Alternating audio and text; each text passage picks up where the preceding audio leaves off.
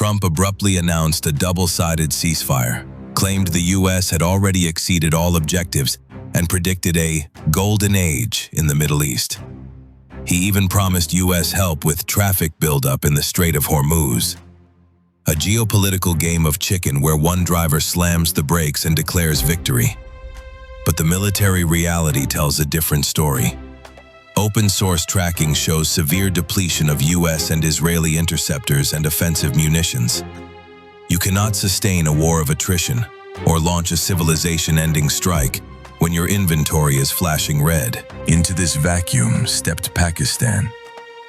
Prime Minister Shehbaz Sharif and Field Marshal Asim Munir acted as frantic intermediaries, reportedly with Trump on direct dial. Pakistan cannot afford a collapsed, irradiated neighbor. But communication was fragmented.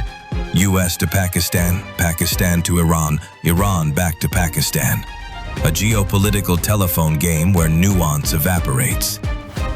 The timeline becomes clear. Easter threats of civilizational destruction. A hard Tuesday deadline. A sudden pivot to a golden age. Analytical question. If a state threatens annihilation but accepts a ceasefire based on pre-war conditions, what does that reveal about its munitions inventory or domestic pressure? The ceasefire isn't a treaty. It's a patchwork of phone calls, WhatsApp messages, and tweets. Pakistan is loudly celebrating its role. But behind Islamabad stands Beijing, quietly assuring Tehran that negotiations in Islamabad are worth attending. China's priority is regional stability for energy security and Belt and Road infrastructure. But the U.S. and Iran are arriving with completely different documents. The U.S. claims it's negotiating from a 15-point plan. Iran insists the U.S. was forced to accept Iran's 10-point plan.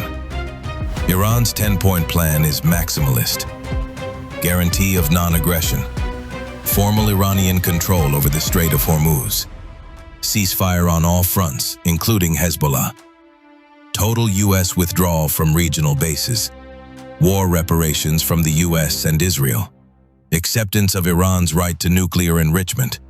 Lifting all sanctions. Release of all frozen Iranian funds. It reads like a U.S. surrender document. J.D. Vance even claimed one version looked like it was written by ChatGPT, submitted to Witkoff and Kushner, who allegedly threw it away. That narrative serves a purpose, delegitimizing Iranian demands to the American public. But the deeper issue is structural incompatibility. No U.S. administration could survive agreeing to reparations or abandoning all Gulf bases. The nuclear enrichment demand exposes the disconnect. In Iran's Farsi version, enrichment is non-negotiable. In the U.S. version, it's omitted entirely.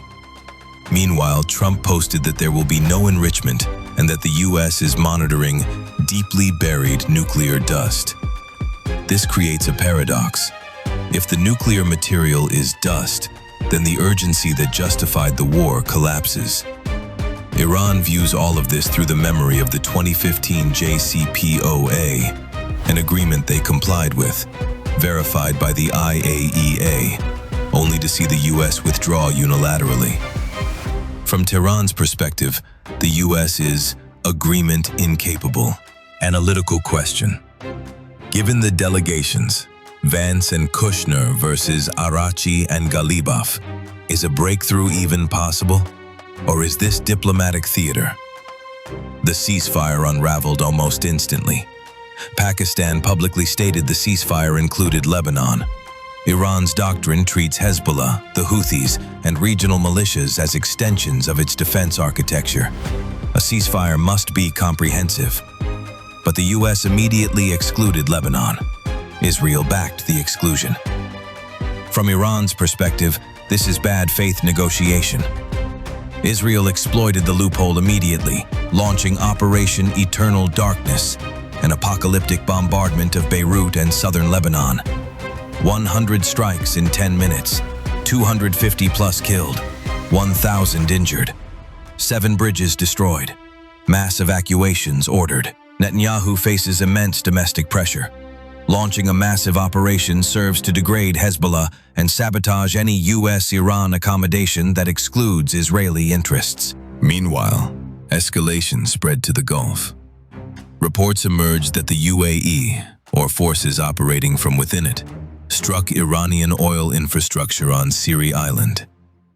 This fractures the Gulf Cooperation Council, where Oman and Qatar have pushed for diplomacy. Iran responded asymmetrically, not by threatening runways, but by threatening to dismantle Dubai's entire economic model, including a $30 billion AI mega data center project. Gulf monarchies have hyper-concentrated vulnerable infrastructure. Iran has decades of experience surviving attrition. The UAE does not. Analytical question. What are the UAE's strategic vulnerabilities in a prolonged war with Iran? Washington claims overwhelming success. 80% of Iran's air defenses destroyed. 450 missile facilities. 801 drone facilities. 2,000 command nodes. 90% of the Navy. But Ascent reality contradicts this. Despite 40 days of heavy bombing, including universities and petrochemical sites, Iran suffered fewer casualties than in the 12-day war of 2025. Why? Because Iran adapted. They evacuated government buildings, hospitals, and command centers before strikes. More importantly, they deployed advanced Chinese decoys, heat-emitting multispectral systems that mimic missile launchers and radar arrays. U.S. bombers registered confirmed kills on decoys, while real assets remained hidden. This undermines the doctrine of air superiority. The claim of 450 destroyed missile facilities ignores Iran's underground missile cities, deep in granite mountains in Sistan and Baluchistan. Many are unknown to U.S. intelligence. Bunker busters have physical limits. OSINT estimates Iran still has over 15,000 missiles. Iran also retains a drone fleet of 40,000, many upgraded in Russia with advanced anti-jamming systems. But the most catastrophic failure was the Isfahan Special Operations disaster. A US F-15 was downed. The crew survived. Instead of a standard rescue, U.S. command attempted a combined rescue and nuclear material seizure raid, an Ocean's 11 heist fused with Operation Eagle Claw. The IRGC was waiting. A C-130 was destroyed. An Airbus carrying approximately 100 special forces was destroyed. Multiple helicopters were lost. Geolocated wreckage confirms the scale of the disaster. The Pentagon remains silent. This reveals a profound intelligence blind spot. Analytical question. How does air superiority fail against thermal deception and subterranean infrastructure? If you cannot see the target, you cannot bomb it. And while the kinetic war faltered, Iran executed a masterclass in geoeconomic warfare. The Strait of Hormuz, 20% of global oil, is now functionally closed to unauthorized traffic. Iran has declared vast danger zones, laid naval mines, forced tankers into narrow northern routes hugging Iranian islands, imposed registration, inspection, and toll systems. This is not symbolic. It is a structural reordering of global energy flows. Insurance premiums have exploded. Tankers are rerouting around Africa. Asian economies are scrambling for alternatives. Iran has achieved a geoeconomic victory without firing a shot. Analytical question. How does the global energy system adapt when a single regional actor gains de facto control over the world's most critical choke point? If you're finding this analysis valuable, consider subscribing. It helps multipolar realities continue producing deep, structured geopolitical breakdowns. The cumulative picture is a conflict that is not a temporary eruption of violence, but a live restructuring of global systems, military, diplomatic, and economic. The burning aircraft in the Iranian desert, the bombardment of Beirut, the mines in the Strait of Hormuz, the subterranean missile cities, the decoys, the failed raid. These are not isolated events. They are interconnected components of a larger transformation. Traditional assumptions about deterrence, dominance, and stability are being challenged by new forms of resilience, deception, and geoeconomic leverage. This conflict is being fought simultaneously in the air, underground, across proxy networks, and through global shipping lanes and financial markets.